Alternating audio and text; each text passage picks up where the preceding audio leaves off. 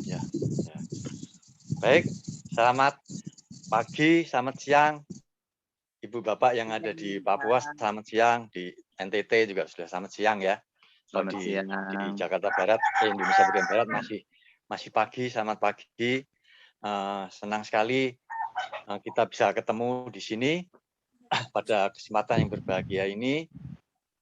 Kita kedatangan tamu Bapak Yusef Hindarsyah. Nah, beliau ini petani kelapa yang sudah pengalaman. Nah, terus di samping petani kelapa, beliau juga membuat VCO, Virgin Coconut Oil. Jadi lebih jelasnya nanti kita panggil Pak Yusef. Silakan Pak Yusef, selamat pagi Pak. Senang sekali bisa mengundang Bapak di acara kami ini. Suatu kehormatan bagi kami ini bisa mengundang Pak Yusef. Silakan Bapak memperkenalkan diri. Baik Pak Sugeng, terima kasih. Selamat pagi, selamat siang buat di Timika. Menjadi satu kehormatan bertemu dengan Pak Roni. Hari ini bisa berbicara baik dengan Pak Sugeng dan teman-teman semua. Saya Yosef Hendarsa, saya dari Maumere. Saya sebagai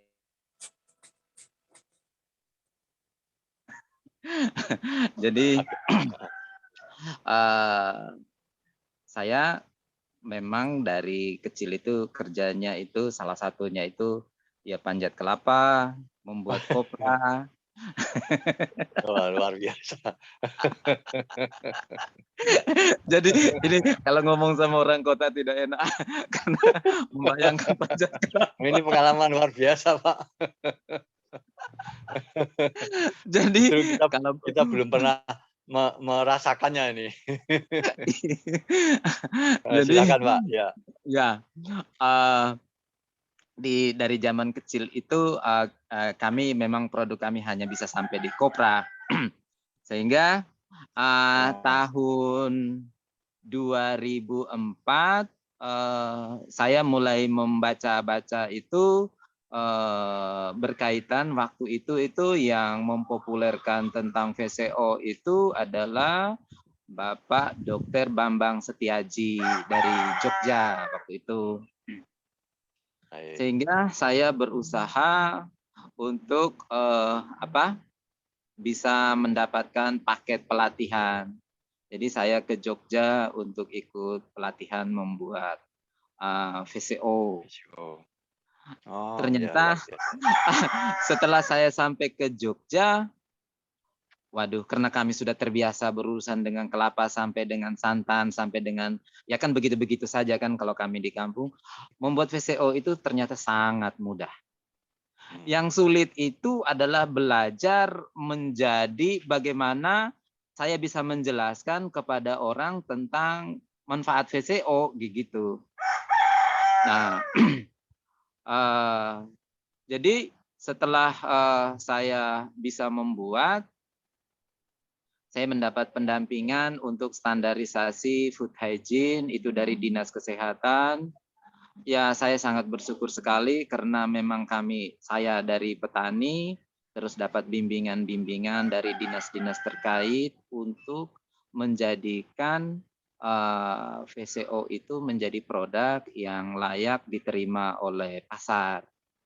Nah, seperti itu. Itu menjadi satu kebanggaan karena ya satu lompatan dari petani terus membangun industri rumah sampai memiliki produk itu diterima oleh pasar. Nah, seperti itu. Jadi bimbingan-bimbingan dari sistem pemerintah, dinas terkait itu menjadikan produk saya sudah sampai di ya lumayan kemana-mana. Nah, seperti itu. Ya.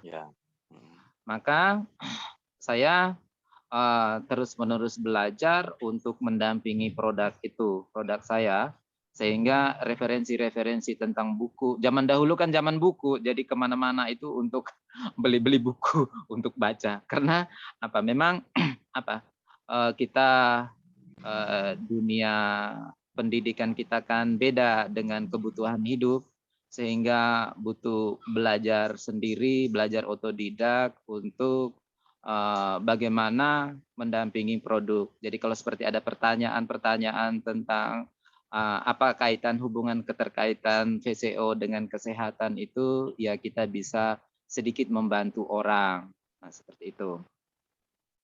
Dan itu saya mulai belajar dari tahun 2004, 2005 sudah punya produk, di 2006 karena produk itu awalnya itu kan booming sekali, karena seluruh media itu memang mengekspos, jadi kita terbantu untuk sampai bisa ke tahap penjualan untuk banyak orang. Maka saat itu sih hebat sekali. Produsen VCO itu sedikit, terus yang permintaan banyak, itu tuh banyak. yang mau beli banyak, ya. Yang mau beli itu banyak. Nah, seperti itu. Sehingga kalau dalam hal untuk hitungan usaha itu senang kayak gitu kan, tanpa usaha banyak orang yang mencari untuk membeli. Jadi seperti itu. Nah, sehingga 2005 itu saya belum punya legal. Nah, 2006 baru saya punya legal. Waktu itu saya punya brand produk itu dengan brand Flores Virgin Coconut Oil. Seperti itu. Nah, seiring berjalan lama saya memiliki brand itu. Nah, atas dasar saran teman-teman, Pak Yos, jangan memakai brand golongan, itu nanti hanya orang Flores yang beli. Nanti kalau di luar orang nanti mikir-mikir belinya, karena itu miliknya orang Flores itu. Saya berpikir ya benar juga ya. Padahal awal itu bangga kayak gitu kan, supaya Flores itu salah satunya itu kayak gitu. Tapi ternyata di dunia usaha itu tidak baik itu. Kamu buat itu hanya untuk orang Flores itu.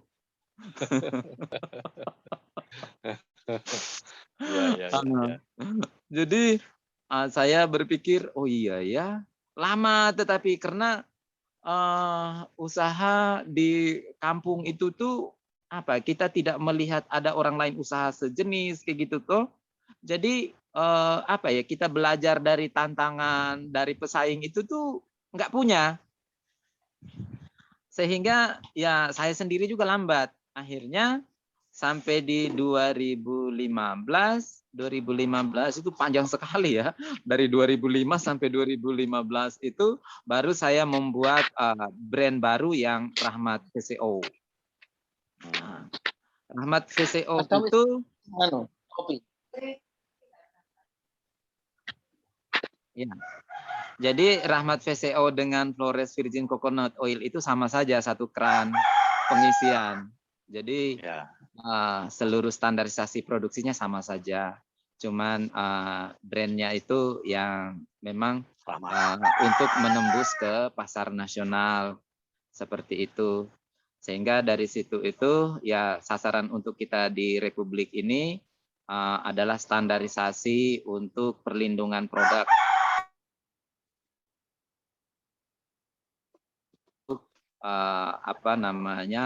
Label halal ya, label halal itu juga kita punya, sehingga dari situ itu ya sampai dengan saat ini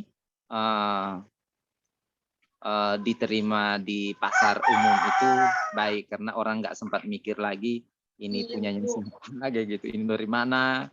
Jarang kan yang mau berpikir kayak gitu, tapi kalau kita yang awal orang sudah langsung mikir, ini minyaknya orang Flores ini.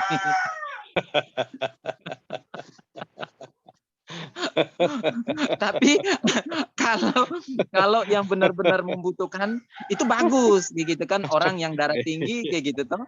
Orang yang darah tinggi terus dia merasa baikan dengan Flores Virgin Coconut Oil, itu dia kenal benar kayak gitu, kenal benar. Tetapi kan orang yang bermasalah kayak gitu itu juga dia mikir-mikir ini, karena bisnis minyak itu kecuali minyak goreng ya, itu kita berlawanan dengan program masing-masing orang itu Kak. orang nggak sempat belajar tentang minyaknya, mereka udah langsung mengklaim minyak tidak baik gitu. Orang menghindari minyak kalau kita disuruh minum minyak gitu.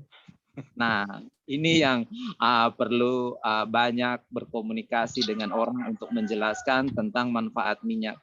Minyak itu sangat baik buat kesehatan manusia. Ini ketinggalan loh. Tinggal ya. Nah ini tambah ada promo 99%. Ada yang bocor ini. tinggal minyak yang kita konsumsi itu sehat atau tidak. Nah, seperti itu. Ya, benar memang, Pak. Jadi seperti kita ketahui minyak goreng, minyak kelapa kan bisa menjadi minyak goreng biasa atau menjadi virgin coconut oil ya. Oh ya, saya perkenalkan dulu. Ini kita yang hadir di antara kita ini ada sahabat saya, Pak Jemi. Saya manggilnya Bruder Jemi. Beliau dari Jerman ini, Pak. Jadi khusus pagi-pagi bangun pagi untuk mengikuti acara ini karena kita beda waktunya sekitar 6 jam ya kalau nggak salah. Jadi di sana baru jam 4 pagi ini. Oh, jam 4 pagi. Aduh. Ya. Salam kenal dengan Terima kasih Bu Jemi. Selamat pagi, atas selamat upayanya pagi. ya. Bruder, selamat pagi Pak Yosef.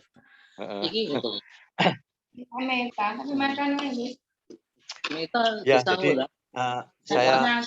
saya ini lagi zaman dulu kita kan kalau nambah minyak lewat kopra ya, Pak ya. Kita bikin kopra, kemudian kopranya kita press, kemudian ditambahkan beberapa bahan kimia supaya nggak mudah tengi ya.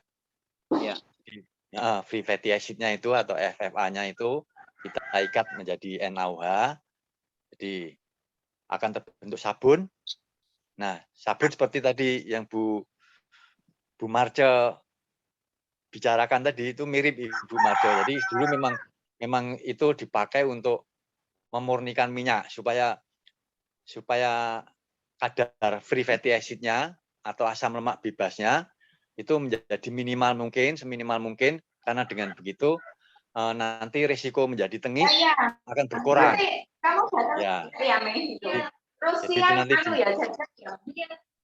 diikat menjadi caustic soda atau NaOH, menjadi sabun, kemudian sabunnya dipisahkan.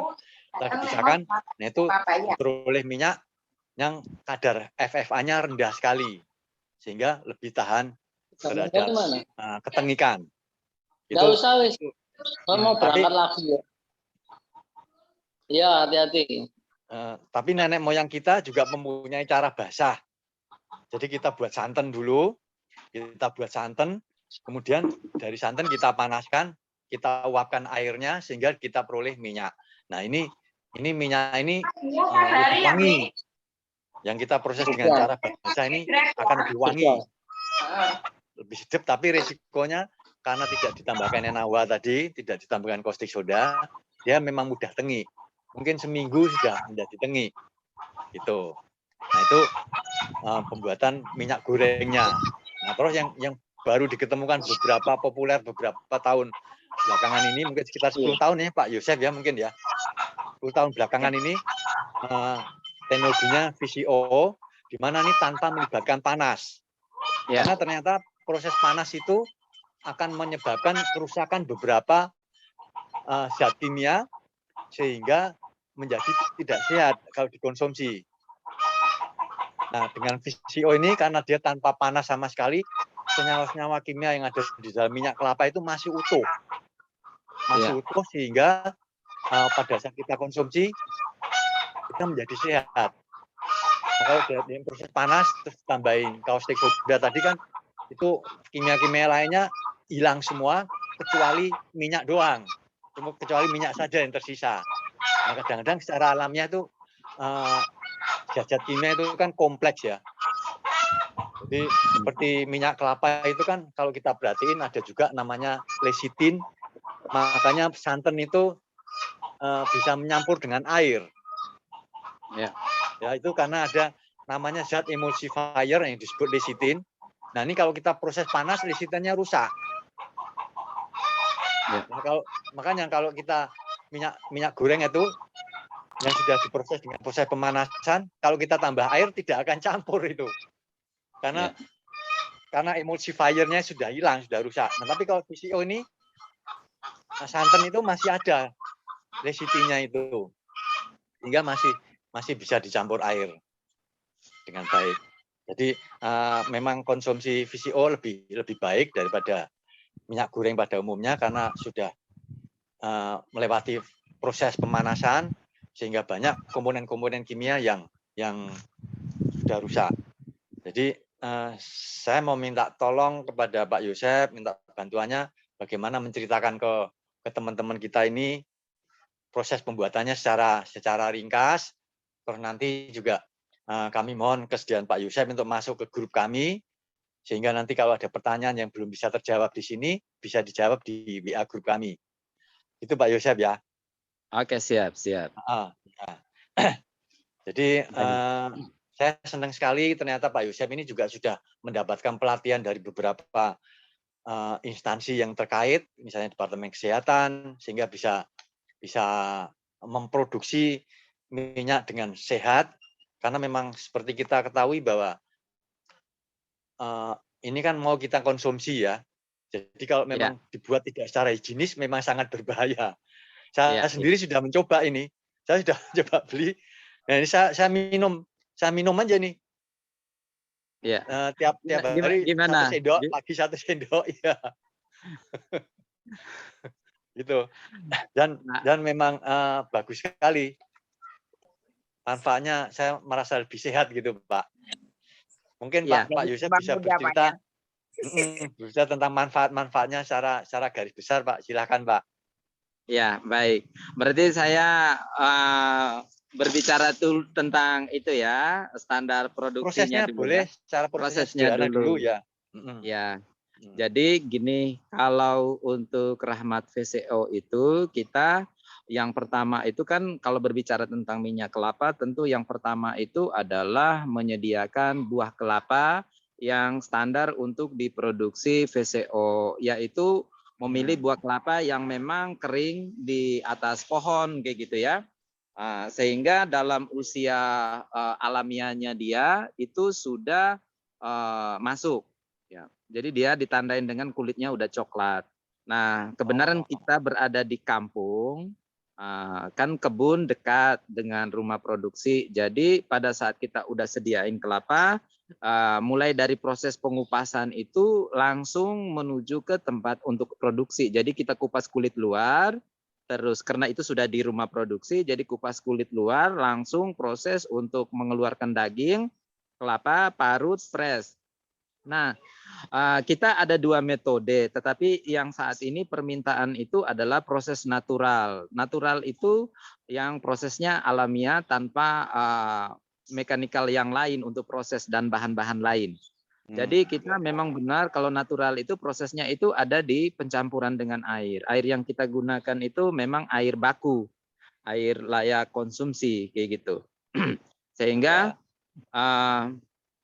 dia kekuatannya itu ada di media campur airnya. Jadi karena ini unsur alam, jadi campurannya itu ya minimalnya adalah 1 kilo daging parutan kelapa itu dengan air sekitar 3 liter. 3 sampai 4 lah, itu bagus. Kalau cuacanya panas itu dia 3 liter juga jadi bagus kayak gitu. Jadi fungsi air itu adalah pertama, dia membantu mengeluarkan emulsi santan di dalam daging kelapa. Yang kedua adalah mengencerkan krim santan sehingga titik minyak yang ada di dalam krim santan itu gampang melepas. Seperti itu. Selanjutnya kita proses pengendapan. Pengendapan pertama untuk membuang air air campuran tadi. Terus setelah dibuang, pengendapan yang kedua. Sekitar 3-4 jam kemudian dia sudah memisahkan diri dari air, dari minyak dengan blondo, kalau orang Jawa bilang blondo itu ya, protein kelapanya. Nah, seperti itu. Sehingga dari situ itu dia sudah terpisah, nanti berangsur-angsur nambah waktu dia jumlah minyaknya juga bertambah. Setelah itu kita pisahin minyaknya, terus kita saring. Untuk menjadikan seperti yang Pak Sugeng konsumsi itu 6 kali penyaringan, Pak. 6 kali penyaringan, jadi dia Iya, iya. tidak terlalu nok, dan kayaknya bisa menerima toh. Kalau ini kan bayangannya kan minyak, jadi sulit orang menerima. Tapi kalau setelah mengkonsumsi yang ini, kayaknya bisa terima atau tidak. Nanti kalau ditambah lagi proses penyaringannya, semakin kita saring itu semakin encer dia, kayak gitu. Nah, jadi untuk kami punya grup, kita berdiskusi bahwa emang dengan pengalaman yang saat ini, untuk manfaat kesehatan itu, dari grup kami itu punya pengalaman bahwa itu jauh lebih baik itu yang metode natural, yang seperti yang saya ceritakan. Karena nanti saya juga punya metode sentrifugal. Metode sentrifugal itu lebih menuju ke dia menjadi bahan baku. Jadi keunggulannya itu, ya nanti Pak Sugeng bisa menambahkan penjelasan itu tuh, kaitannya itu dia menurut teman-teman itu terjadi pembentukan probiotiknya itu dengan durasi waktu. Apa namanya itu, masa fermentasi itu loh Pak Sugeng, maka di situ itu terbentuk probiotiknya. Itu yang menambah keunggulan dari proses natural itu Pak Sugeng. Selanjutnya tinggal ke proses penyaringan. Proses penyaringan ini dengan berkali-kali saring itu menjadikan itu tuh minyak itu kalau diminum itu dia tidak enak kayak gitu. Seperti itu. Kira-kira ini untuk diproduksinya ya Pak Sugeng ya, dan teman-teman semuanya. Nanti kalau seperti ada yang minat itu tuh nanti kita chattingannya juga jadi itu. Yang penting punya kelapa, gampang-gampang aja kok buatnya. Seperti itu. Jadi saya sendiri sudah merasakan manfaatnya ini, makanya saya undang Pak Yosef untuk membahas lebih lanjut karena saya memang tertarik sekali dan saya sudah merasakan sekali gitu. Iya. Ya enak sekali Pak, dikonsumsi enak sekali ya. Iya. Jadi memang ada probiotiknya karena memang ada proses fermentasi di situ, di mana setelah fermentasi berlangsung mikroorganismenya masih ikut di dalam itunya. Jadi memang inilah yang berfungsi sebagai probiotiknya itu. Nah kalau proses pembuatan minyak yang dipanaskan itu mati semua itu, semuanya hilang itu. Oh gitu ya. Ya. Ya silakan Pak. Nah, dilanjut. Terus tentang manfaat, memang saya baru uji labnya itu, memang saya di daerah kan agak kesulitan di uji lab. Saya baru 1 kali uji lab sebagai dasar untuk kelanjutan di proses legal. Nah, saya mengambil labnya itu kebenaran dulu itu di UGM karena berkaitan saya ngambil itu kan juga pelatihannya juga kan Dr. Bambang Setiaji waktu itu sih dia di sebagai dosen di UGM kan, sehingga saya juga gampang dapat untuk ngelabin produk ini. Jadi sesuai dengan penjelasan bahwa di dalam minyak kelapa murni itu mendominasi itu yang namanya asam laurat. Asam laurat itu dia punya dasar teori persamaannya itu kandungan asam laurat itu mendominasi di dalam ASI. Makanya dari dasar itulah orang mengklaim, para ilmuwan itu mengklaim bahwa minyak kelapa itu minyak kehidupan, pohon kelapa itu pohon kehidupan, buah kelapa buah kehidupan itu dasarnya itu dari itu. Mendominasi itu di dalam, kalau kita punya itu asam lauratnya 52%. 52% asam laurat, jadi itu berposisi sangat tinggi asam laurat. Maka dari situ itu apabila kita mengkonsumsinya, itu dia akan membentuk monolorin di dalam tubuh, sehingga dengan monolorin itulah sebagai anti kuman, bakteri, jamur, sampai ke virus itu. Ini menurut teori umum, saya juga tidak spesifik belajar, tetapi ini referensi buku Pak Sugeng. Karena saya di daerah kan semua serba sulit.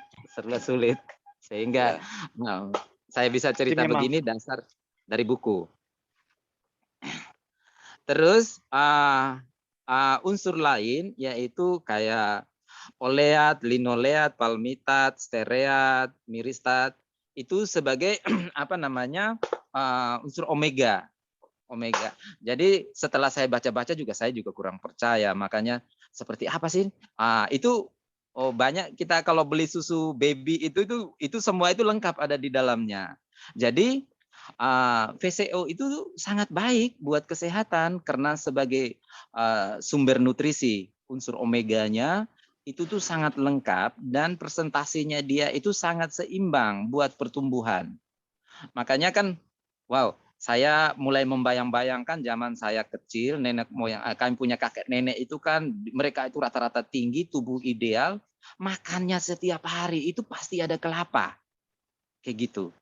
Mereka umur panjang, tapi yang saya senang itu tubuh mereka itu ideal sekali, tinggi, jangkung, terus apa?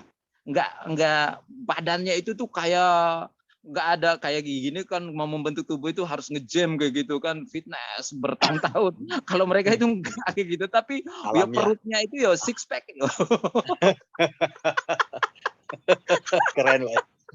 Iya keren. Kan itu kan waktu saya kecil kan saya melihat karena kita mulai fokus belajar di kelapa dengan manfaatnya itu membuat memori masa kecil itu mulai terbentuk. Jadi wow Kembali luar ya. biasa.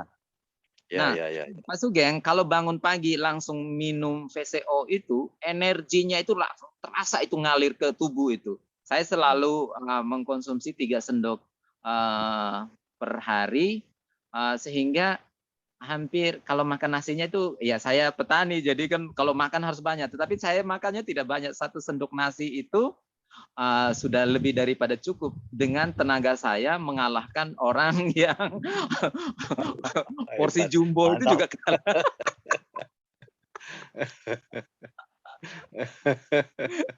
Luar biasa.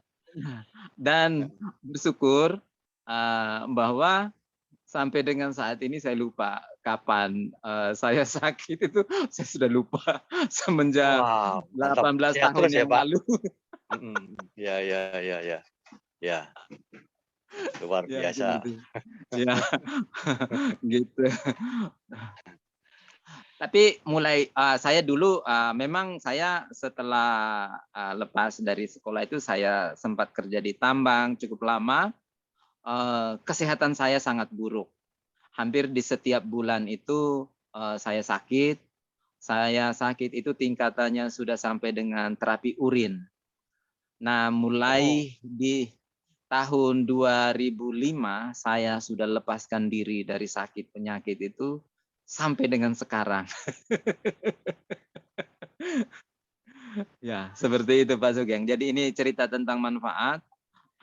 Saya selalu dampingin orang tua. Contoh kalau orang yang kolesterol tinggi, kayak gitu kan, mereka nasihat dokter sudah menghindari seluruh minyak. Maka saya biasa pasien yang seperti itu, saya yang datang bagaimana merubah cara berpikirnya dia untuk mengkonsumsi minyak sehat dengan meyakinkan. Itu biasanya yang sudah yang tengkuknya itu tegang itu dalam waktu 2 menit itu dia udah langsung enakan dan bisa buka mata itu.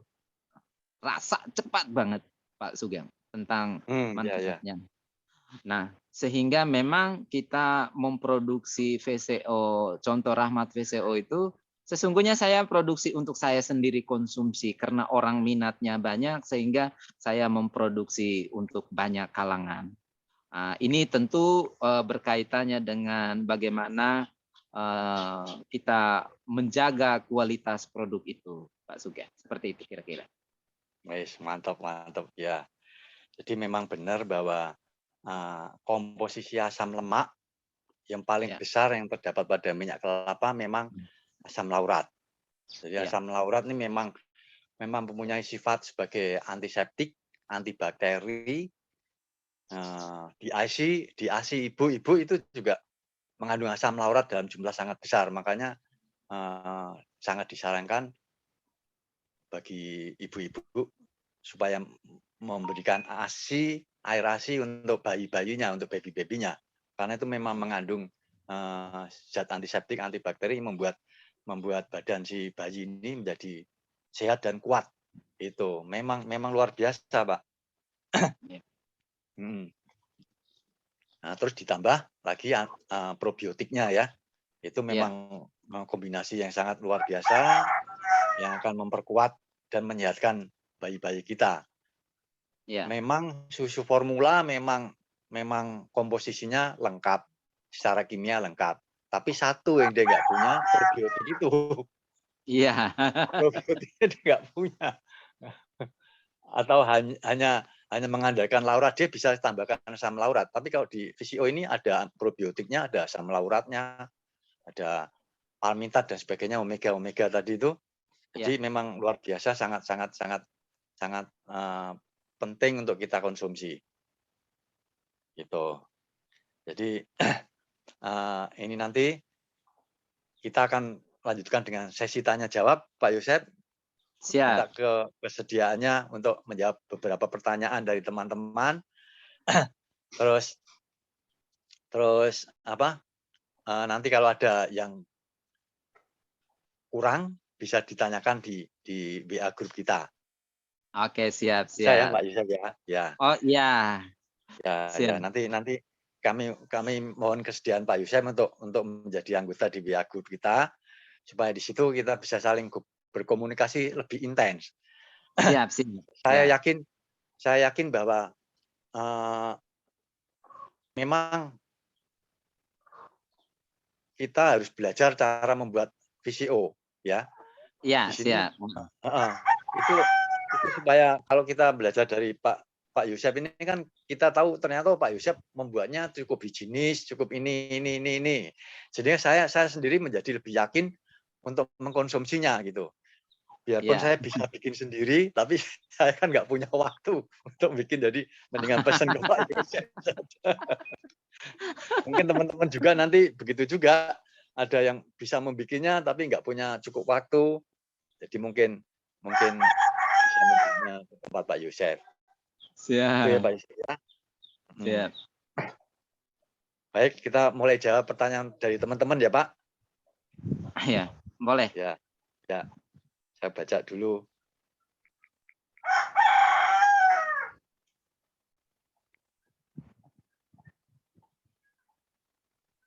Ya.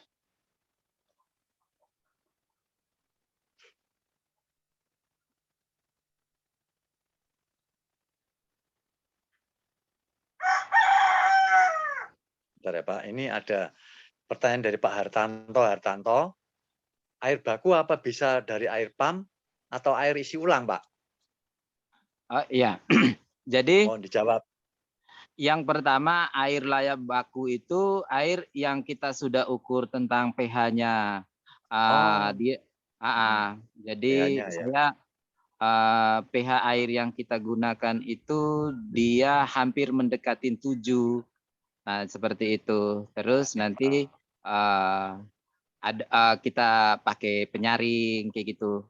Nah, tetapi memang kalau air kami di sini kan airnya air dari pegunungan semua kan jadi bagus. Nanti beda lagi kalau kita berbicara air di di kota. Nah, itu nanti beda lagi karena itu banyak air yang sudah terkontaminasi. Nah, jadi memang untuk air itu kan saya memang punya waktu saya kerja di tambang itu kan saya punya latar belakang tentang teknis itu, sehingga contoh seperti ini kan pertanyaan yang cukup ini buat orang-orang biasa nggak ngerti di situ. Karena pada saat saya memproduksi itu memang saya mengukurnya itu memakai lakmus ya Pak Sugeng ya. Lakmus ya, kertas lakmus.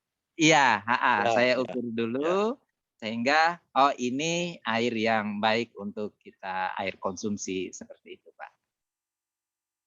Ya, jadi pH-nya sekitar 7 netral gitu ya, Pak ya. Iya. Perlu direbus dulu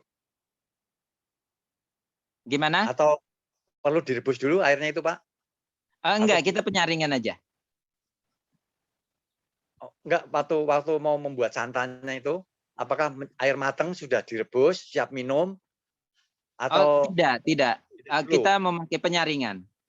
Oh, penyaringan seperti advance gitu ya? Maaf saya sebut mereknya. Jadi penyaringan Apa itu? antibakteri itu, Pak. Ya, apa di situ itu kan bahasanya gimana ya? Saat ini kan gampang itu untuk penyaringan itu tuh.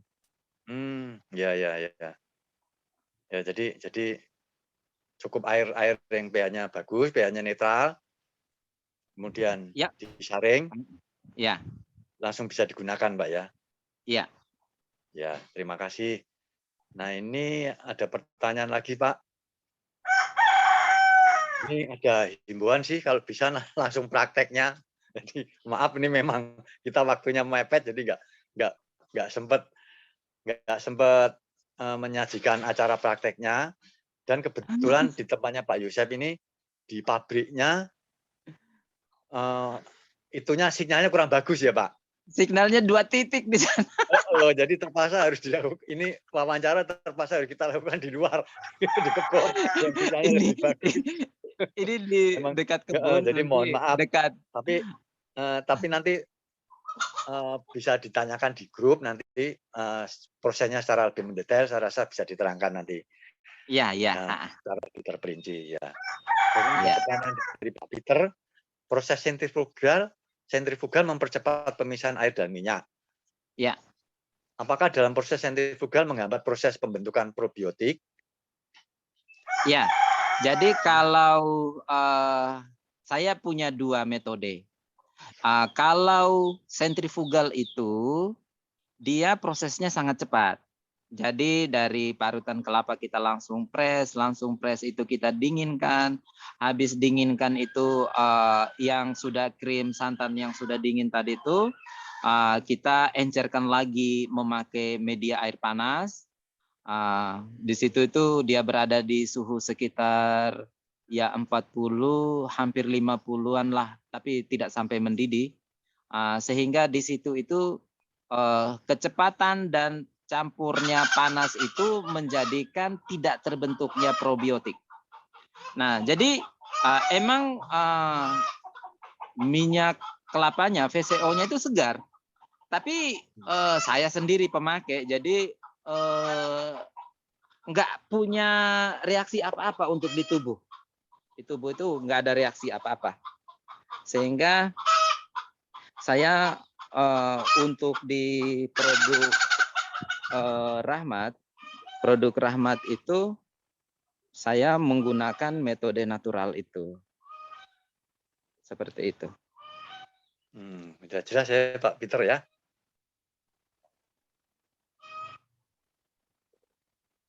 Nah, ini ada pertanyaan dari Bu Priyanti dari Jogja. Ya.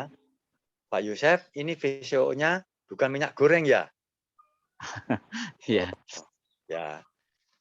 Ya, jadi kalau silakan, VCO Pak. ya Silakan. VCO.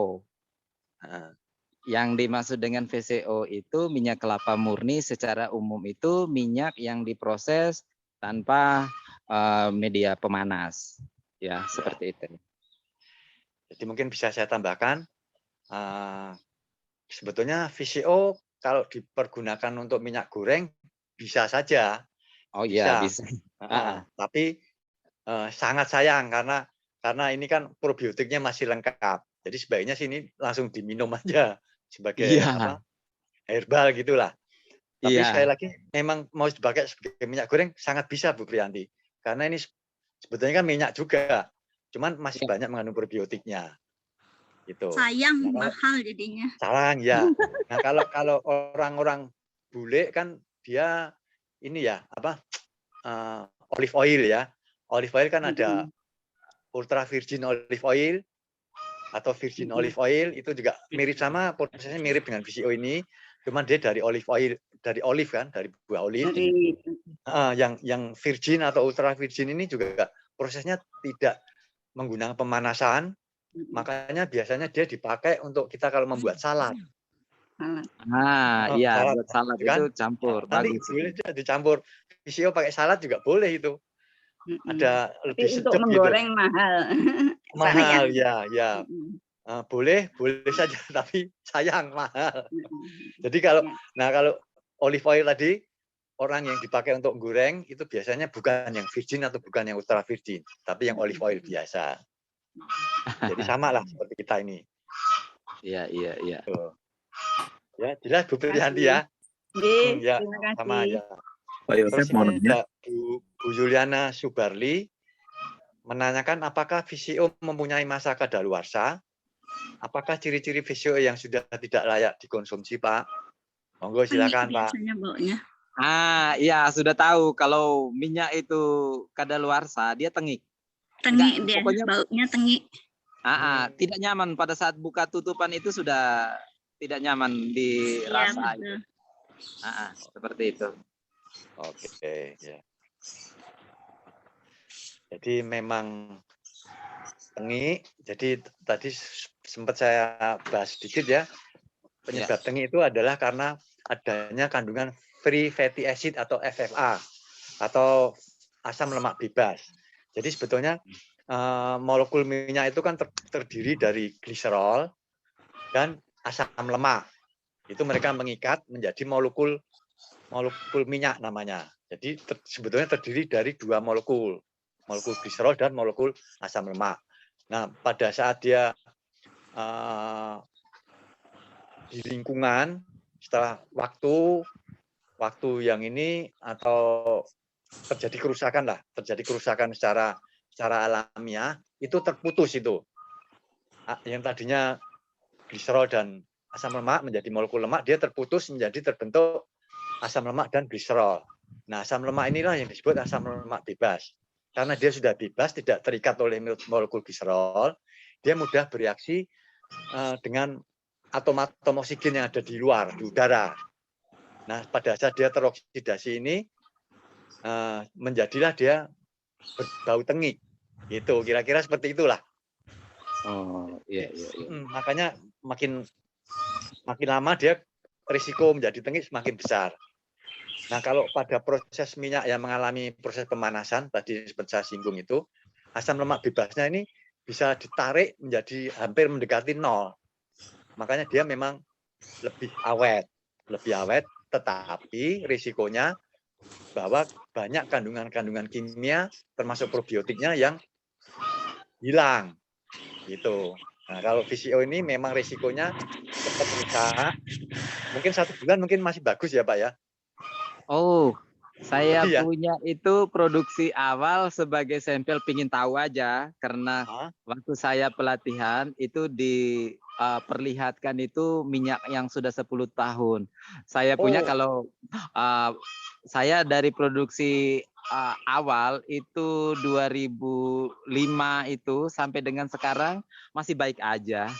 Oh, iya. Berapa? 18 berapa tahun itu ya?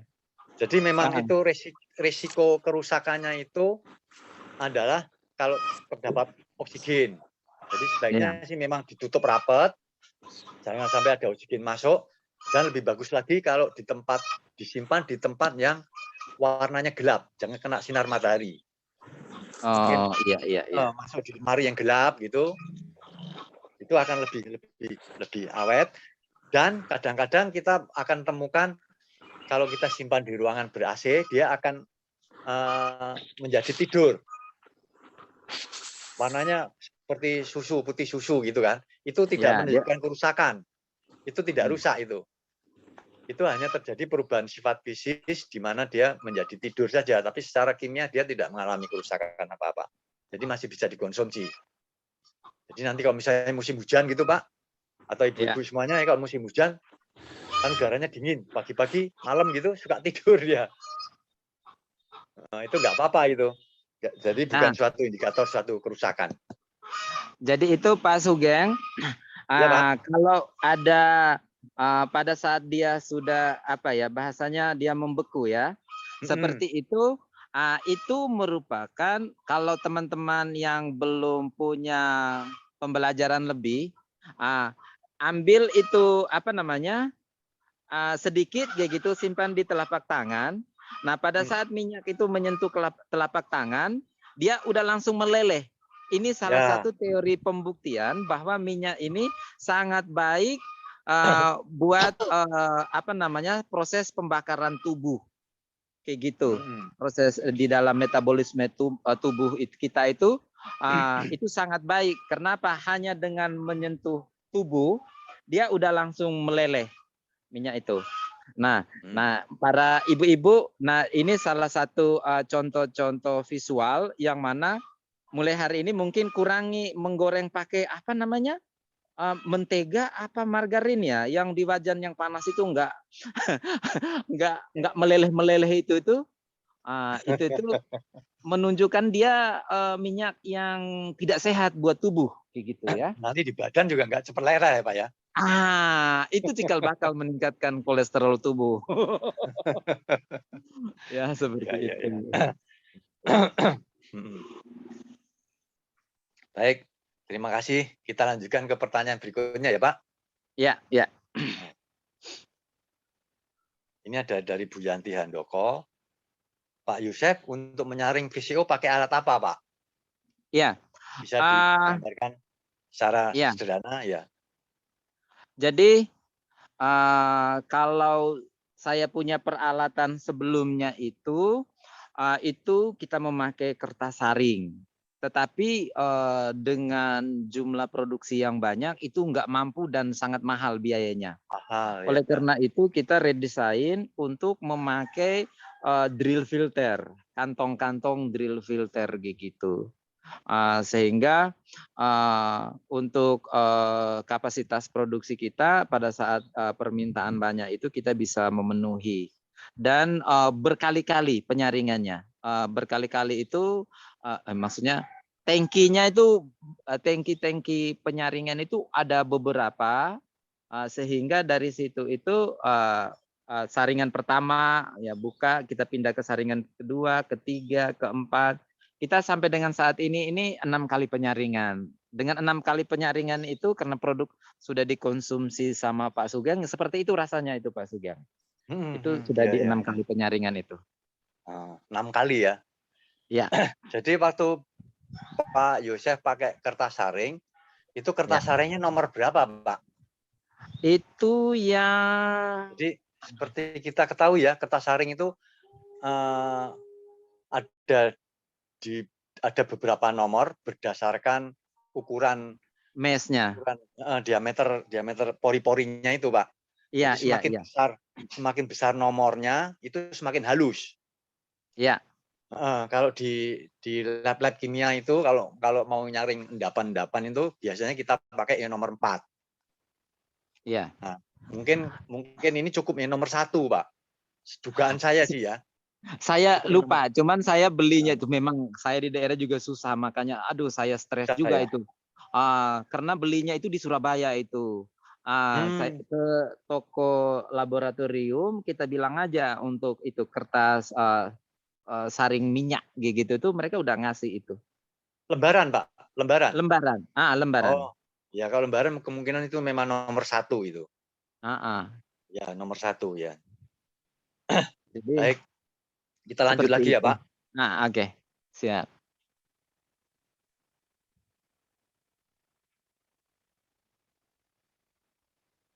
Untuk ini dari Bu Kristina, untuk penyaringan saya sebut nomor mereknya aja deh ya, nggak apa-apa ya. Advance itu air reverse osmosis dan pH-nya di bawah 7. Sebetulnya sih nggak masalah sih Bu.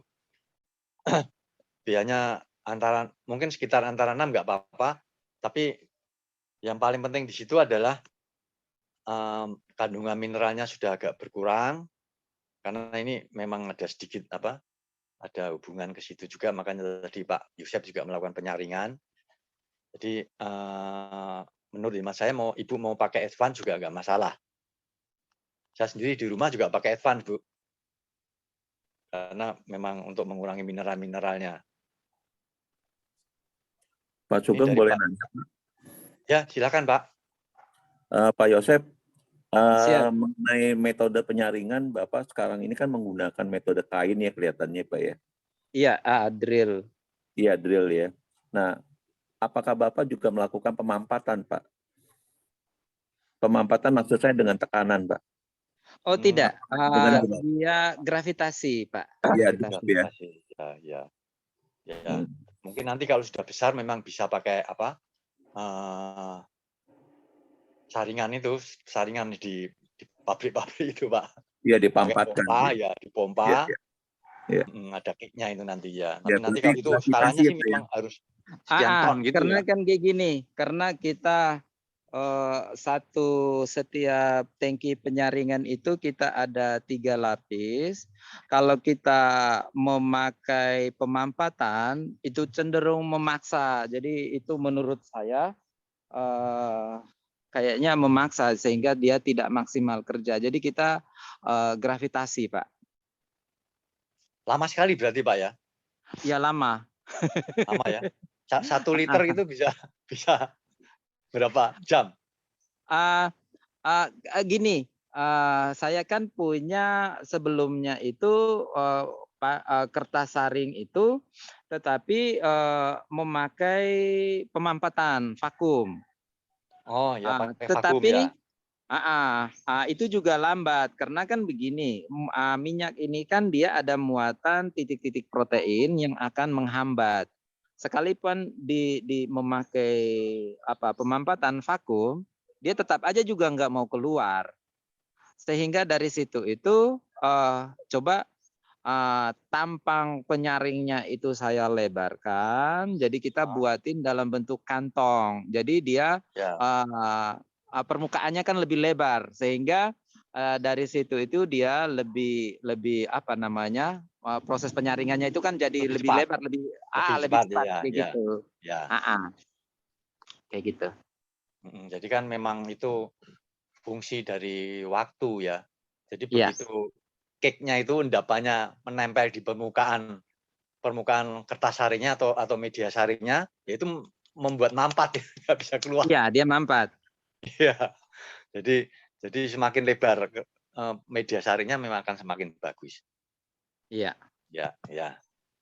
Baik, ada lagi Pak Peter, silakan Pak. Iya. Penyaringan ini kan katanya kan tadi kan bisa mengurangi kekentalan ya Pak Yosef ya Pak. Iya betul Pak. Kalau saya berpikir kalau misalnya Bapak menggunakan metode misalnya penampang daripada saringan itu diperbesar, yang Bapak maksudkan itu hanya untuk mengencerkan supaya tidak enek atau menyaring partikel-partikel yang terbawa daripada VGO ini, Pak. Terima kasih, Pak. Ya, jadi sesungguhnya dengan berkali-kali menyaring itu mengurangin partikel yang ada di dalam dan titik air yang ada di dalam kandungan itu. Air ya. Kandungan air. Ikut menempel di media saringnya itu ya Pak. Ya, memang bisa itu. Begitu Pak Peter ya. Nah jadi memang ada beberapa kegunaan menyerap sisa-sisa air yang ada di minyak dan memisahkan partikel-partikel yang berukuran agak besar. Mungkin seperti itu ya. Jadi kalau kita yang sudah saya secara secara pengalamannya itu bahwa kalau minyak itu kalau contoh penyaringan 1-2 kali emang awal-awal itu kelihatan bening kayak gitu. Tetapi pada saat di atas 3 minggu sampai 1 bulan itu mulai terjadi itu ada titik-titik putih di keruh ya. Dia agak keruh kayak gitu. Nah, maka saat ini sih dengan metode yang ada itu sudah sekian lama ini tidak muncul lagi masalah itu. Sehingga kalau mau bandingkan, saya selalu kumpulkan dengan produk-produk lain, kita mulai membandingkan di atas 3 minggu itu kalau kurang penyaringan itu akan seperti itu bermasalah dan itu cikal bakal juga minyak itu akan jadi rusak. Jadi rusak betul, karena mungkin ada airnya itu Pak. Iya. Airnya akan titik-titik air itu akan menghidrolisa minyaknya itu menjadi sehingga terbentuk asam lemak bebas tadi. Ini punya saya memang sudah berapa ya? Hampir sebulan kali ya. Ini masih bening sekali ini seperti air nih. Iya, bagus sekali ya. Iya. Baik, ini kita lanjutkan ya Pak. Ya. Dari Pak Yonatan Pakpahan menanyakan alat penyaringnya yang bagus. Alat penyaringnya yang bagus apa ya, Pak? Dan satu buah kelapa hasil produksinya bagaimana? Maksudnya mungkin satu buah kelapa hasil minyaknya berapa mungkin maksudnya ya. Oh iya, Silakan, Pak, ya. Kandungan minyak itu masing-masing daerah itu berbeda. Contoh, Ya, ya. kalau di tempat saya itu bisa mencapai 100 mili per buah kayak gitu. Nah, terus nanti kelapa yang di pantai itu juga beda lagi kayak gitu. Maka kalau omong ini tentang kandungan minyak di dalam kelapa nanti beda-beda semua. Beda-beda ya. Beda-beda semua. Tergantung juga tingkat kematangan juga ya. Tingkat kematangan, terus daerahnya daerah mana, ya. besar kecilnya kelapa, kayak gitu. Ya. Terus yang kaitannya dengan penyaringan tadi, kita punya wadahnya itu tuh tangki stainless, ya, stainless. Ya. Terus memakai itu drill ya, kayak drill. Baik, Nah, ini untuk Bu Penny Supit menanyakan contoh botol isi VCO seperti apa ya. Nah, ini seperti ini, Bu. Seperti punya saya ini. Ya, nanti mungkin bisa saya kirim di apa? Fotonya saya kirim di grup ya. Iya, Pak. Pengen lihat Pak Sugeng kayak apa sih model botolnya. Ya, botolnya kecil-kecil. Ini ukuran 250 mili, Bu. Nggak kelihatan, Pak, di sini mah. Enggak kelihatan ya? Enggak. Udah nggak apa-apa di grup aja Pak nanti kalau boleh. Bu. Nih 250 mili. Oh, oke.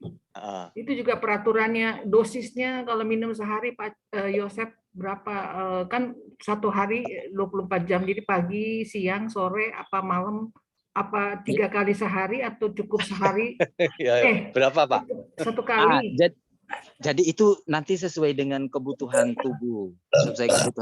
Contoh yang sudah mengalami gangguan kesehatan kayak gitu tuh yang paling baik itu bangun pagi itu tuh langsung minum VCO. Itu yang saya bertahun-tahun saya lakukan dan sampai dengan saat ini terhindar dari seluruh penyakit itu. Iya betul. Six pack Bu katanya Bu.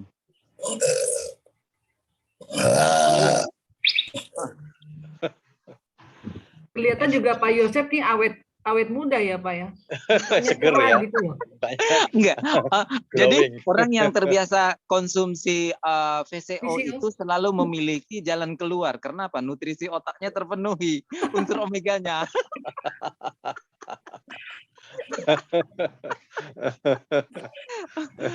Jauh dari stres. Nggak ada yang dijual ya Pak, beli aja dulu. Kami pikirnya susah repot kayaknya. Enggak, kan gini, saya itu saat ini kan terbantu dengan Lion Parcel. Kalau sebelumnya susah, jualan itu susah, keluar daerah itu susah.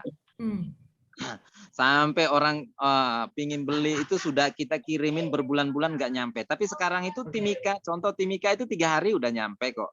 Hari ketiga. Jakarta itu hari ketiga udah nyampe rumah. Kayak gitu. Iya, jujur aja Pak, kalau bikin repot Pak, ada saringan, terus hitungan, mendingan beli aja Pak. Iya, saya juga beli aja. saya ini ajak Pak Yosep untuk berbicara di tempat kita ini. Saya pengen tahu bagaimana sih Pak Yosep prosesnya itu, apakah cukup bagus, cukup higienis, atau cukup apa gitu Bu, untuk meyakinkan saya. Oh, sekarang udah yakin nih saya. Ya, kan buktinya udah ada wajahnya Pak Yosep cerah meriah gitu. Ya. Bukan, sesungguhnya saya produksi untuk saya sendiri. Nah, keluarga saya. Jual aja Pak ke Jakarta coba. Soalnya repot Pak bikin sendiri. Di kelapa susah. Iya. Makanya nanti saya mau minta Pak Yosep untuk masuk ke grup kami, Bu, grup kita. Iya, Pak. Baik, Pak. Supaya nanti kalau ini bisa pesan lewat beliau. Iya, pesan aja. Di mana gitu, baru di satu alamat gitu loh. Jadi di alamat di Jakarta. Jadi enak kita Jujur aja Pak, pusing saya dengerin tadi bikinnya direndam lah di 4 hari 3 jam. Aduh, Nyaringnya 6 kali lagi. ada 6 kali saringan lagi. Aduh, mati aku. Makasih Pak Yosep. Ya, Sama-sama.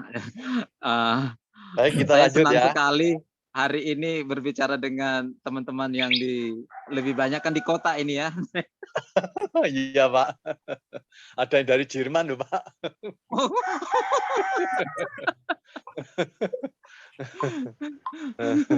Luar biasa. Jadi komunitas kami ini memang seluruh Indonesia, sampai ada di Jerman, ada di apa New Zealand segala, ada di Amerika juga. Ini saya lanjut ya Pak ya. Iya, siap. Ini ada yang minta bikin videonya Pak, bikin video produksi. Nanti mungkin ya kalau sudah ada waktu ya. Oh iya. Floriana nih mohon bikin videonya Pak gitu. Ini dari Bu iya. Yanti Handoko untuk 1 kg daging kelapa menghasilkan berapa liter VCO? Tadi sudah dijawab. Jadi 1 kilonya 1 buah ya, 1 buah kelapa menghasilkan 100 mili. 100 mili. Tuti Ismania kalau bisa dibuatkan langkah kerjanya yang standar. Baik, nanti akan di grup Bu ya, nanti di-sharing di grup. Iya. Nah, Pak Hartanto usul Pak, untuk pertanyaan yang tidak terjawab bisa diulang di grup ya Pak. Mengingat sinyal dan waktunya pembicara terbatas. Ya, baik Pak Hartanto. Kita memang rencananya akan seperti itu. Terus Dias, kami pernah praktek dengan kelompok, setelah 4 jam didiamkan, terus dibuang airnya, lalu diputar-putar. Ya, ini mungkin maksudnya diputar-putar ini centrifuge itu ya Pak? Centrifugal ya. Nah ini Bruder Jamie dari Jerman ini. Di tempat saya susah cari kelapa. Di Jerman nggak ada kelapa. Apakah kalau sedang ada yang jual kelapa di supermarket bisa digunakan juga? Karena jarang ada yang jual minyak kelapa. Dan kelapa yang dijual di supermarket itu bukan kelapa sawit. Apa bedanya kelapa sawit itu? Karena saya belum pernah lihat kelapa sawit. Terima kasih sebelumnya atas penjelasannya. Baik, ini mungkin saya yang bisa menerangkan ya. Iya, siap. Ya. Nah, kalau kelapa sawit memang berbeda dengan kelapa. Kalau kelapa pengertian kita kelapa itu ukurannya kan besar itu. Kalau kelapa sawit kecil. Jadi kelapa sawit itu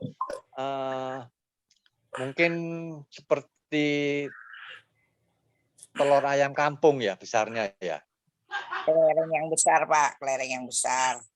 Iya kelereng besar lah ya, kelereng besar. Nah itu sendiri itu terdiri dari 2 macam.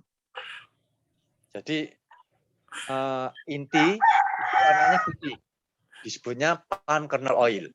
Terus satu lagi yang dari sabutnya itu warnanya kemerah-merah atau kekuning-kuningan, itu disebutnya CPO, crude palm oil. Jadi nanti hasilnya juga berbeda. Ada 2 minyak kelapa sawit yang dihasilkan. Yang pertama minyak kelapa sawit biasa yang kita kenal, yang warnanya agak kekuning-kuningan, itu berasal dari ampasnya. Berasal dari kulit jagung. Berasal dari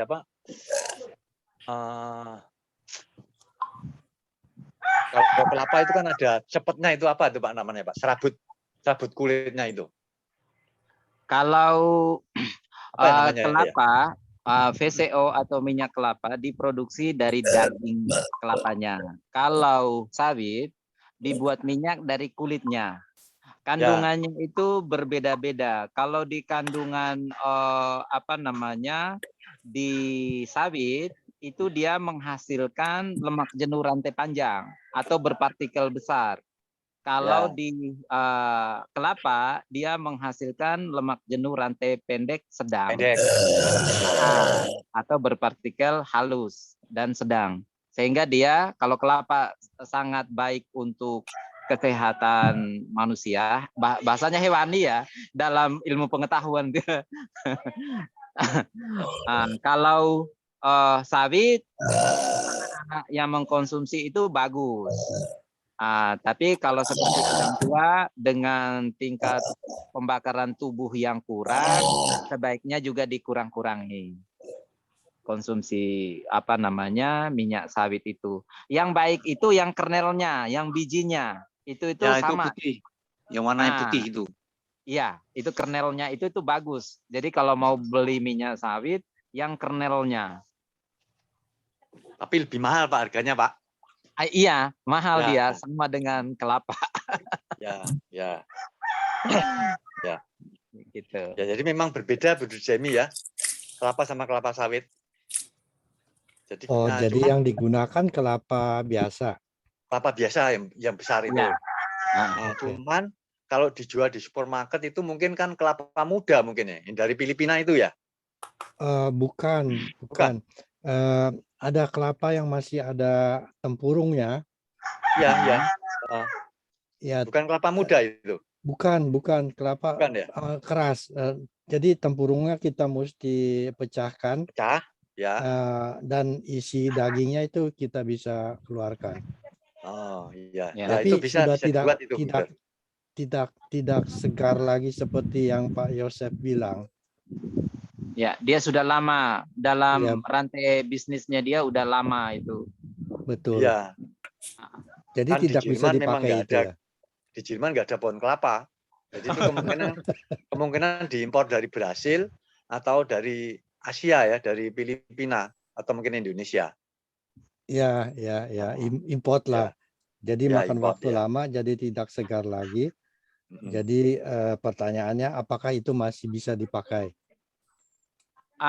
Kalau gini, kalau dia masih butir Dalam kelapa, tempurung. dengan tempurung itu bahasanya satu butir kelapa lah satu. Ya, Kalau buah kelapa itu berarti dari kulit luar, sabut kelapa. Itu tuh butir kelapa.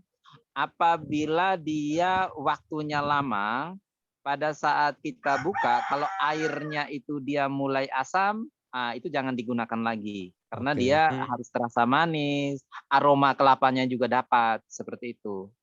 Karena fungsi kulit kelapa itu, dia melindungi buah kelapa itu dari panas, ya suhu yang berbeda-beda itu. Makanya sebaiknya itu kelapa itu kalau belum digunakan ya jangan dulu dikupas, kayak gitu. Kalau sudah dikupas itu waktunya jangan panjang, kayak gitu. Masing-masing itu punya manfaat kan? Ya justru itu karena saya belum pernah lihat ada kelapa VOC di sini, minyak kelapa. Jadi saya mau coba bikin sendiri buat kesehatan juga. Makanya Brother Sugeng tuh sehat tidak sakit-sakit, rupanya minum bukan meditasi sama saja tapi minum itu. Ya, saya mau coba bikin. Jadi saya memang cukup mahal sih itu kelapa. Jadi saya coba nanti satu butir kelapa saya kupas, isinya saya parut. Ya.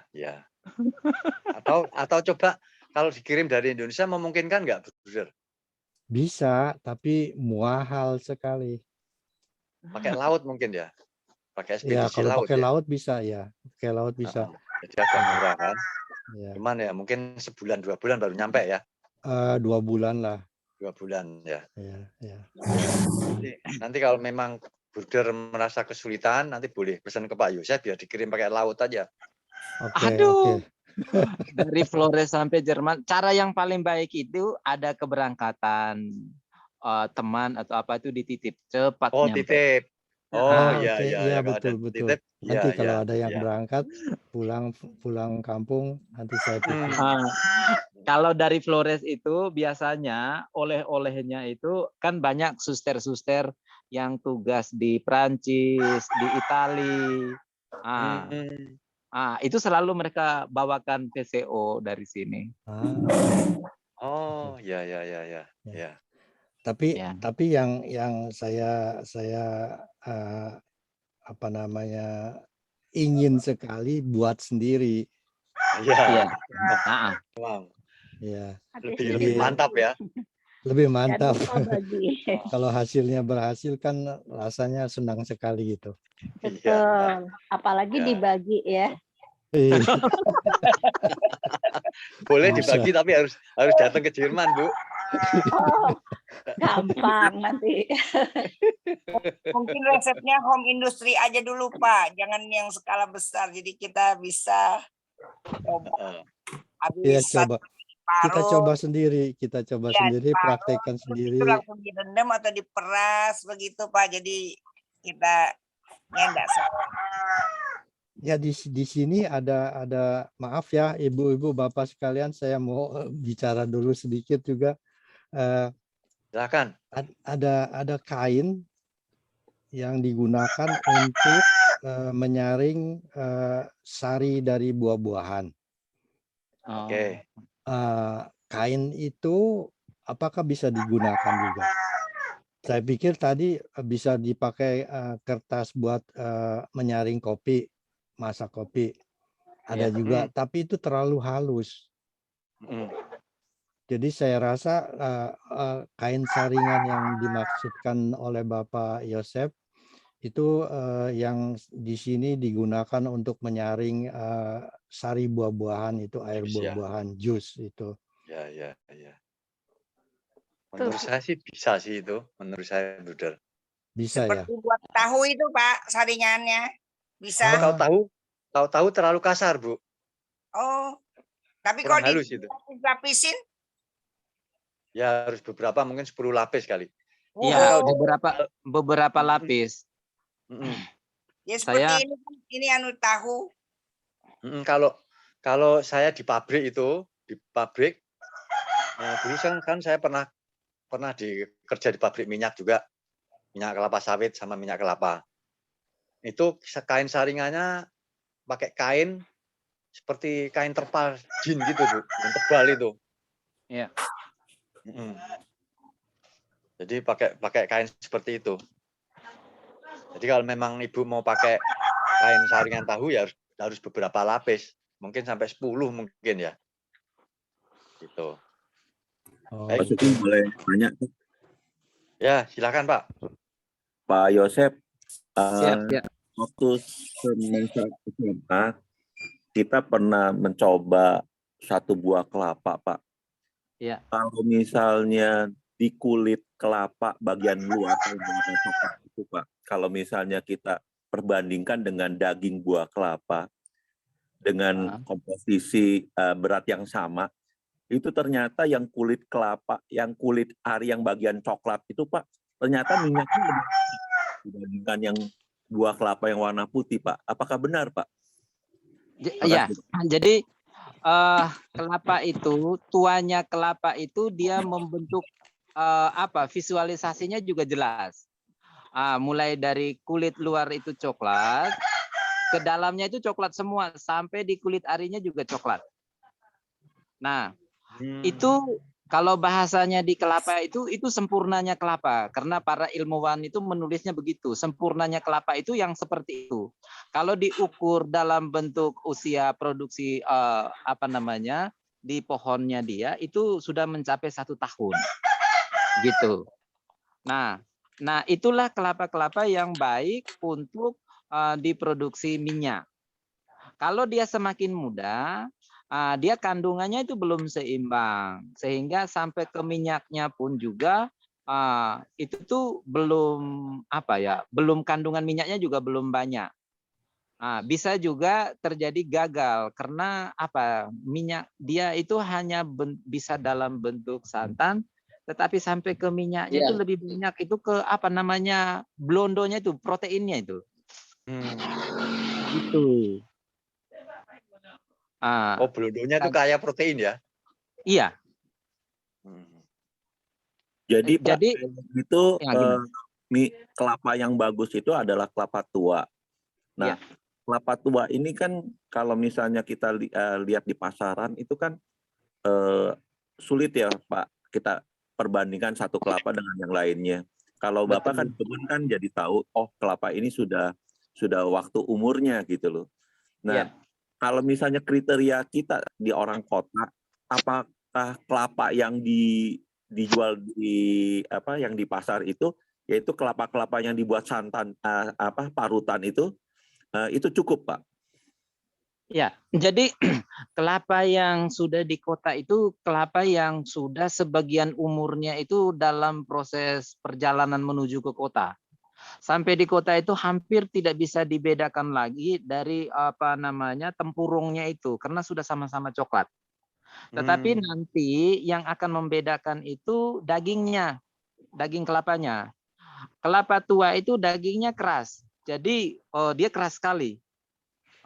Kalau kelapa yang belum tua, dia agak lembut-lembut kayak gitu. Jadi kalau dipakai tangan itu kalau diremas, dia itu pecah kalau kelapa tua itu. Tapi kalau kelapa yang belum tua, dia agak lembek-lembek kayak gitu. Jadi agak sulit membedakan itu tuh kalau dia sudah jadi tempurung karena dia sama-sama coklat. Nah, kecuali sampai dipecahin. Kalau dia belum tua, itu tempurungnya itu di dalamnya kelihatan putih.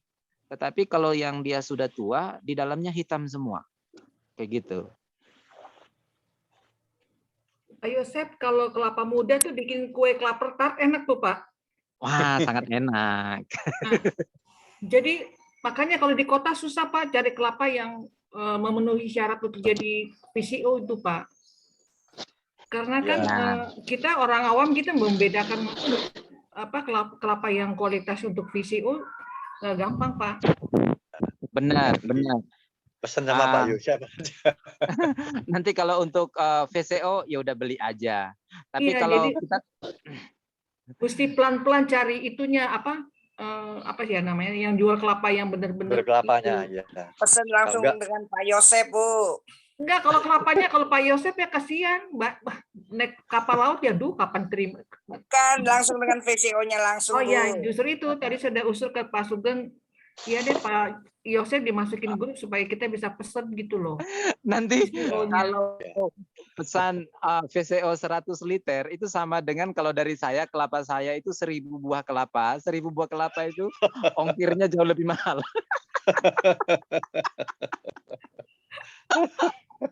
Nggak apa-apa Pak, demi kesehatan Pak, supaya saya juga awet muda Pak.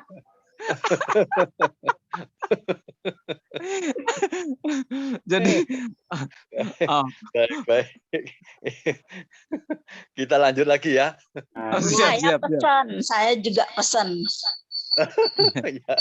Siap. Pesan, Pak. Bener ya Pak Yosep? Oke, siap. Oh ya, nanti kalau yang di Jakarta, saya ada satu brand namanya Crown. Crown itu dipasarkan oleh Biara MGL. Nanti itu buat yang membeli itu sudah menyumbang buat Biara. Itu bagus juga Pak. Bagus juga, Pak. Nanti saya kasih di dalam grup. Boleh nanti kontaknya ya. Jadi nomor-nomor yang membantu memasarkan itu orang-orang sosial semua demi untuk Biara. Baik. Senang sekali ya. Bagus juga tuh Pak idenya. Ya. Asal asli VCO ya Pak? Oh, itu sama satu Crown juga dari saya juga. Jadi saya punya 4 brand. Satunya itu Crown. Crown ini bisa untuk kirim sampai ke Jerman karena ini urusannya Biara itu biasanya gampang. Misi kemanusiaan itu lebih gampang daripada bisnis. Oh, berarti nanti Bu Dorjemi bisa ngambil dari situ juga ya, dari Biara itu ya? Bisa. Kalau ada pengiriman ke Jerman gitu ya. Baik, ini saya lanjut ya Pak ya. Karena waktunya sudah ini. Ini ada Bu Risa, proses 6 kali penyaringan dilakukan pada ring sama ataukah ada jeda waktunya Pak Yosep? Jeda waktunya itu pada saat satu tangki itu dia sudah terjadi, contoh satu jergen 20 liter itu dia udah habis di satu tangki, maka dipindahin ke tangki berikutnya. Waktunya itu tidak tentu ya, kadang selisih sekitar ya berada di 1 jam sampai 2 jam lah. Karena itu tadi berbicara tentang penyaringan ini, apabila sudah terjadi menempel titik air dan titik protein, maka itu akan semakin lambat. Jadi ini sangat teknik ya yang seperti ini. Baik, ini dari Ibu Marce. Nanya, Pak mau tanya setelah diparut kelapanya, langsung direndam dengan air panas atau dingin selama 3-4 jam, diperas setelahnya. Jadi maksudnya Langsung. pakai air panas atau air dingin gitu, Pak? Iya. Saat ini kita memakai air dingin. Karena kalau air panas itu kita tidak mampu dengan produksi yang banyak. Oke, ya. Seperti itu. Karena memang saya juga sampel labnya itu bukan air panas ya. Jadi saya mikir-mikir itu bagaimana ya supaya lebih baik disaring aja. Karena ya kekhawatiran tertentu yang menjadikan itu ada terjadi perubahan karena ada unsur panas kan.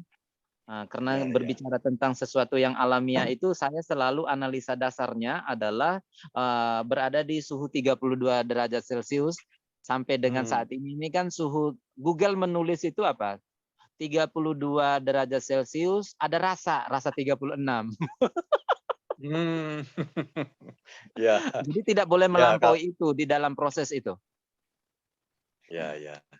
Memang ada kekhawatiran itu terjadi perubahan hal-hal lain kayak gitu. Ya, memang banyak reaksi kimia yang dipicu oleh panas.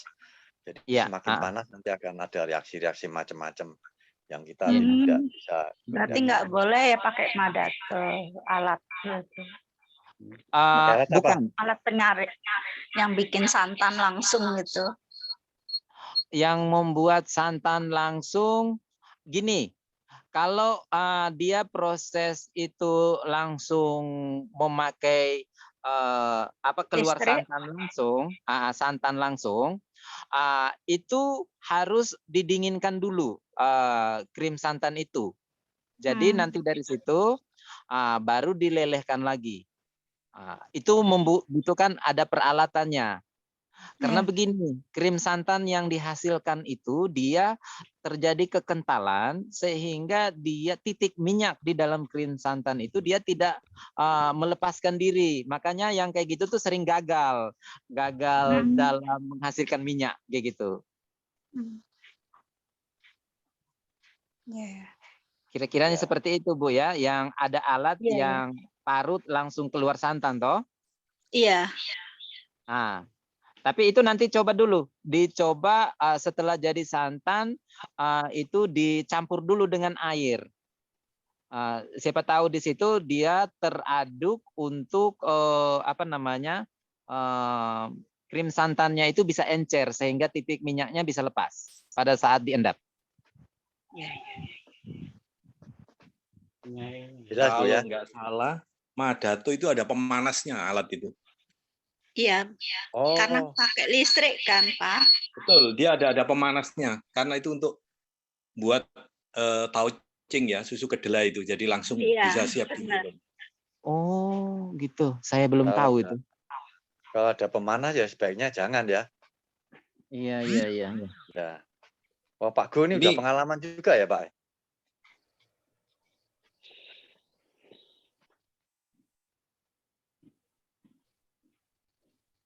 Baik, ini ada dari Buder Jerman.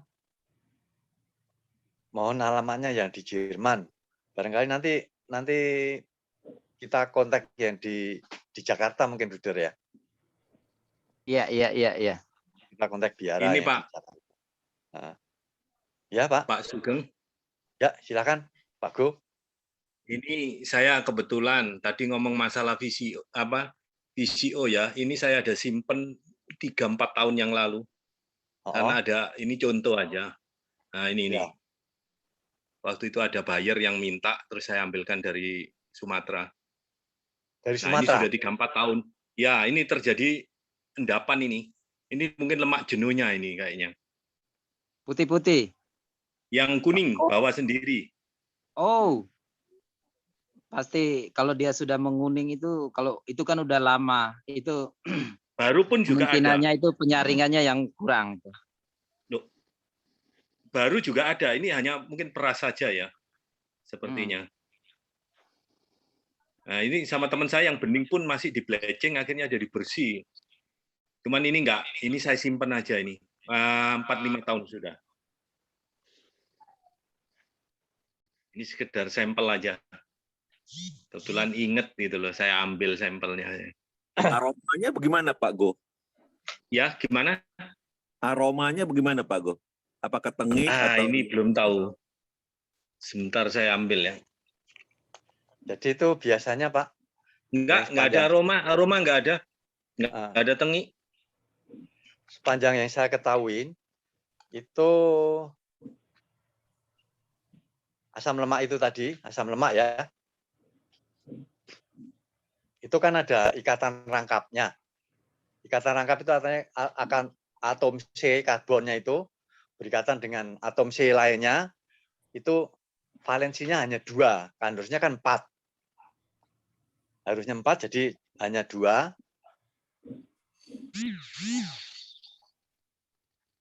Hanya 2, jadi ada ikatan rangkap di situ. Nah, kemudian kalau itu udah umur tambah setahun. atom hidrogen, Ya udah umur setahun, gila. jadi ikatan rangkapnya menjadi hilang, jadi ikatan tunggal ya. Nah, itu dia menjadi lebih beku, Pak. Titik didihnya menurun. Jadi contoh ini adalah kita dapatkan pada saat kita memproses membuat margarin. Margarin itu kan dari minyak. Tadinya cair kan, kemudian kita hidrogenasi namanya. Hidrogenasi tambahkan atom hidrogen di situ sehingga menghilangkan ikatan rangkapnya. Nah, itu dia menjadi padat. Jadi kemungkinan itu proses itu terjadi di botol penyimpanan Pak Go. Atom hidrogennya dari mana? Kemungkinan dari air ya, karena mungkin masih ada mengandung sisa air. Karena proses lama sekali, jadi airnya kemungkinan bisa melepasnya, hidrogennya lepas, termasuk ke ikatan rangkap di minyak tersebut, Pak. Itu dugaan saya sih seperti itu, Pak. Iya. Tapi awal dari terima saya sudah ada, cuman nggak setebel ini. Ini kayaknya lebih padat. Awalnya sudah diterima, sudah ada? Ada, cuman nggak padat seperti ini. Ini kayaknya saya goyang ini nggak terlalu. Nah ini loh. Kalau dulu saya goyang. Loh, kok itu merah Pak ya? Atasnya kok merah ya? Enggak, oranye ini. Orange ya? Oranye, warnanya oranye. Bawahnya kuning. Bagian atas oranye, bagian bawah ini lemak, katanya lemak jenuhnya. Biasanya nggak diambil. Diambil yang beningnya aja. Ini CPO, jadi dari ini aja langsung diambil gitu loh. Belum proses jadi minyak. Oh, ini CPO?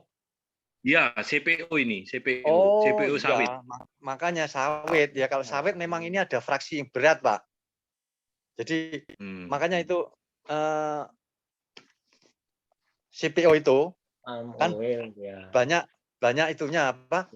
Asam lemaknya itu macam-macam banyaknya. Itu betul. Pada saat diproses itu dinamanya fraksinasi, Pak. Itu dia dipisahkan antara fraksi berat sama fraksi ringan. Fraksi beratnya mengendap, fraksi ringannya cair. Ini memang, jadi dia proses ini belum sempurna dia. Proses vaksinasinya itu. Ya, ini memang bahan CPO. CPO ya. Kebetulan tadi ngobrol, makanya sampel saya ambil, saya tunjukkan. Ya. Karena kalau kelapa kan putih harusnya, nggak merah, nggak orange. Iya. Ya. Betul. Ya, jadi ini memang info aja. Ya, baik. Terima kasih, Pak. Jadi ini memang vaksinasinya belum sempurna, sehingga setelah berjalannya waktu dia akan turun. Sebetulnya kalau di mesin, di proses pabrik kan itu dipisahkan dengan alat fraksinator namanya. Jadi nanti atasnya namanya olein ya. Olein kita proses menjadi minyak sawit yang kita kenal itu. Nanti ini kan orange. Nanti selama pemanasan dia akan berubah menjadi kekuning-kuningan, itu lebih kuning. Sedangkan yang bawahnya ini namanya fat sear. Biasanya ini nanti diambil asam lemaknya, dipakai untuk industri kimia, Pak. Bawahnya ini. Itu Pak Go. Iya, iya. Ya. Oke, dilanjut. Ya. Baik, ini sudah 11:30. Kasihan yang bagi saudara-saudara teman-teman kita yang di Indonesia Timur ya, sudah sangat sudah tiba waktunya makan siang. Jadi mungkin kami akhiri sampai di sini, atau barangkali masih ada beberapa pertanyaan, 1-2 pertanyaan, boleh silakan. Iya, Pak. Ya, silakan Bu, singkat saja. Begini Pak, tujuan kita untuk mengadakan Zoom ini kan adalah untuk membuat VCO. Ya kan Pak, kalau bisa nanti Pak Yosef saya minta tolong untuk bikin videonya karena kita untuk yang home industry Pak ya. Itu aja tujuannya. Buat saya jadi terima kasih kalau misalnya Pak Yosef mau bersedia untuk bikin video, kita bikin VCO. Kemudian yang kedua, alat penyaringannya itu apa ya Pak? Itu saja. Terima kasih Pak. Ya baik, terima kasih Ibu. Jadi mungkin nanti Pak Yosef biar kirim fotonya ya, alat penyaringannya serta alat-alat yang biasa dipakai. Karena sekali lagi ini harusnya Pak Yosef kan bisa bercerita dengan menunjukkan pabrik kecilnya itu. Tapi sekali lagi karena di dalam ruangannya itu sinyalnya kurang bagus, jadi terpaksa saya minta tolong Pak Yosef, ya udah cari sinyalnya bagus di luar nggak apa-apa deh, gitu Bu. Jadi mungkin nanti akan dibuatkan mungkin foto atau video singkatnya ya Pak. Pak Sugeng, saya kan biasa membantu teman-teman di luar. Jadi tentang Ibu, nanti kapan Ibu mau membuat, kita langsung, nanti nomor saya bisa diambil, saya bisa pandu langsung. Nanti di rumah Ibu sudah ada alat apa, oh kalau alatnya baru mesin parut, kayak gitu tuh, oh metodenya ini. Tapi kalau mau membentuk home industrinya lebih besar lagi, kayak gitu, dan bagus, referensinya ke alat-alat bantu, mesin-mesin untuk membantu mempercepat proses. Intinya, dasarnya untuk membuat virgin coconut oil itu dapat dulu. Nanti mau memperbesar produksinya, saya bisa. Ibu posisi di mana? Saya itu sangat di pelosok di Flores. Saya di Denpasar Pak. Kebetulan saya punya 1 kilo kelapa karena kan janjinya mau ada bikin video Zoom gitu. Saya pikir sudah ada persiapan yang diharapkan gitu. Saya coba aja, saya beli ini kelapa 1 kilo yang sudah diparut gitu. Nanti gini Bu, habis dari ini nomor saya nanti diambil, kita lanjut untuk saya dampingin peras itu daging kelapanya ya. Ya. Nanti kita video call lagi untuk dampingin ini karena sudah ada kelapanya, sehingga Ibu nanti harus buat dulu ya. Siap. Iya, saya udah siap Pak Sugeng, ini kelapa 1 kilo. Iya. Oke. Ya maaf ini Bu, nanti karena sinyalnya di tempat Pak Yosef kurang memungkinkan. Jadi nggak bisa. Iya Pak. Baik, nanti Pak Yosef saya masukin ke dalam grup kita. Nanti Ibu bisa kontak Pak Yosef. Secara langsung. Ya. Maaf Pak Yosef merepotkan. Oh enggak, dengan senang hati membantu. Ya, dengan senang hati. Sekarang juga Ibu langsung bisa peras kalau itu daging kelapa parut itu 1 kilo, nanti media airnya itu 4 liter ya, langsung diramas. Iya. Ramas untuk air dijadiin aqua ya Pak ya, boleh kan? Oh ya, bagus, sangat bagus. Iya. Siap. Langsung diproses ya. Nggih. Nanti kalau sekarang langsung proses sekitar 2 jam lagi itu terjadi, diendapkan sekitar 2 jam sudah terjadi pemisahan. Nanti bagian bawahnya dibuang. Nanti waktu itu sebelum itu nanti kita teleponan lagi ya. Ya Pak. Ya siap. Terima kasih Pak. Terima kasih. Sukses selalu. Kalau teleponan boleh Bu di saya Bu. Di juga ya ikut ya video call grup ya. Ya bisa video call jadi bisa lihat Bu. Mungkin nanti kita bisa berbagi lagi. Iya. Ya, makasih. Baik. Kalau ini berhubung waktunya sudah ini. Mungkin sudah kita beli kelapa, mana kelapa belum datang Kak? Kenapa Bu? Ada pertanyaan Bu?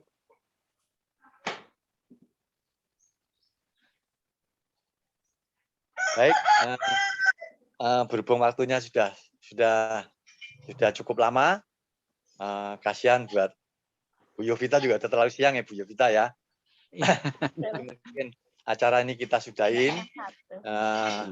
Sekali lagi kami sangat berterima kasih atas kesediaan Pak Yosep untuk bergabung dengan kita semua di sini untuk saling share. Mudah-mudahan saya yakin memberi manfaat yang sangat luar biasa pengalamannya yang sudah Pak Yosep kemukakan. Terima kasih juga buat Om Roni ya yang sudah memfasilitasi acara ini. Sekali lagi terima kasih. Atau mungkin Pak Yosep mau sampaikan sepatah dua patah kata sebagai penutup Pak, silakan Pak. Oke, baik teman-teman semuanya. Hari ini dan seterusnya saya siap membantu apabila teman-teman mau memproduksi.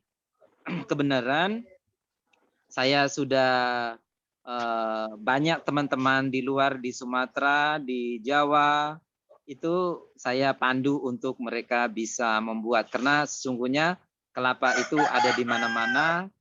Buat kami yang ada di desa ya, nanti kalau yang di kota beli kelapanya juga susah memilihnya.